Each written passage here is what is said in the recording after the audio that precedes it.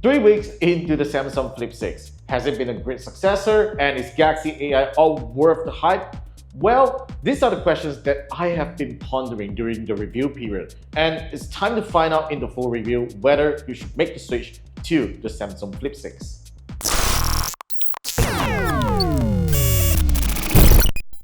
I know, it's odd that we're still talking about making a switch, because after 6 generations of flips, how many people are you seeing using a flip or fold compared to a regular bar phone? This is where Samsung wants to up the game with Galaxy AI on the Flip 6, because every darn flip phone you see on the market looks the same with an external screen that offers the same benefits as the company's previous foldables. So let's talk about that before everything else.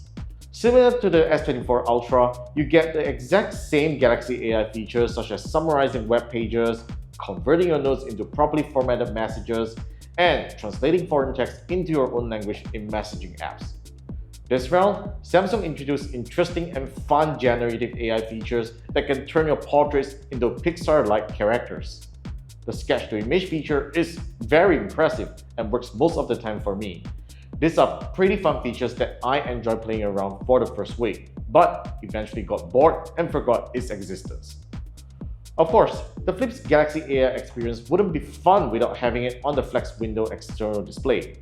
And one of the most useful features is the AI zoom feature on the camera, which knows when to zoom in and out to get the right framing whether you are doing a solo or group shot.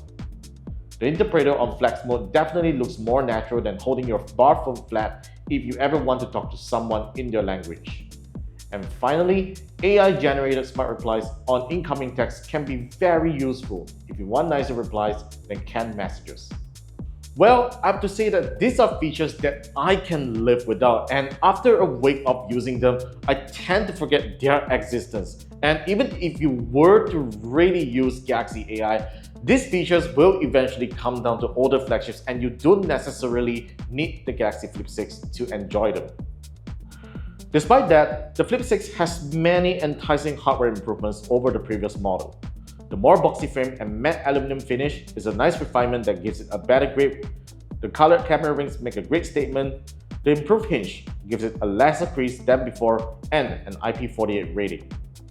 Under the hood, the Snapdragon 8 Gen 3 for Galaxy powers the Flip 6 and offers better performance than before, while Samsung has given it 12 GB of RAM and for the first time, a large vapor chamber for sustained performance in gaming. I noticed better multitasking performance than before, but the external screen part can get toasty really easily, which I don't recommend doing any heavy stuff on it. Though full-blown apps still can't natively run on the Flex window display, a Samsung Good Luck app called Multi-Star will resolve that. There are also some new useful tricks such as adding up to 4 widgets in one page, which I think is pretty neat. The Flip 6 main camera finally gets an upgrade to a 50-megapixel sensor. It is the same hardware on the S24, which takes decent quality shots in general and low light. Due to its higher native resolution, Samsung has also used AI to enhance images that are taken with digital zoom, though it doesn't go as crazy as 30x zoom like you do on the S24. 10x is more than sufficient and the AI enhancement does a good job in sharpening images, though it definitely can't beat a dedicated telephoto camera. With the improved 50-megapixel main sensor, the Galaxy Flip 6 is now an even better vlogging device. I'm shooting through the main cameras right now using the Flex window, which is totally awesome. I can shoot using the main cameras for better video quality up to 4K 60 FPS. The image quality is really good and the sound is also decent as well. I've heard it myself. So yeah, vloggers, TikTokers and whatsoever, you guys are going to enjoy this feature so much on the Galaxy Flip 6. Although Samsung has fitted a 4000 mAh battery on the Flip 6, it isn't much of an improvement in standby and usage times compared to the previous model. I can never get past 4 hours of screen on time on a single charge, and it charges at a frustratingly slow 25 watts.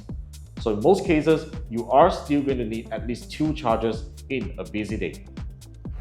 Ultimately, the Samsung Flip 6 is a decent foldable phone, but I see very little reason for those who are already rocking a Z Flip 4 or Z Flip 5 to upgrade to this phone, even if it is for its Galaxy AI features. Because let's face it, Samsung has already brought some of these Galaxy AI features to older flagships, and I'm sure some of these new features will eventually reach them as well.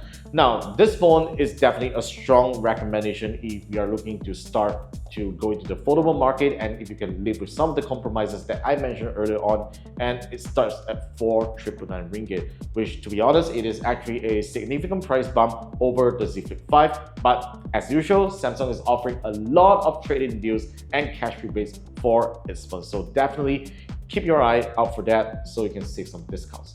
Alright, so that's all for my thoughts on the Galaxy Z Flip 6. Let me know your thoughts in the comments down below. Be sure to subscribe for more videos coming right up. I'll see you guys in the next one.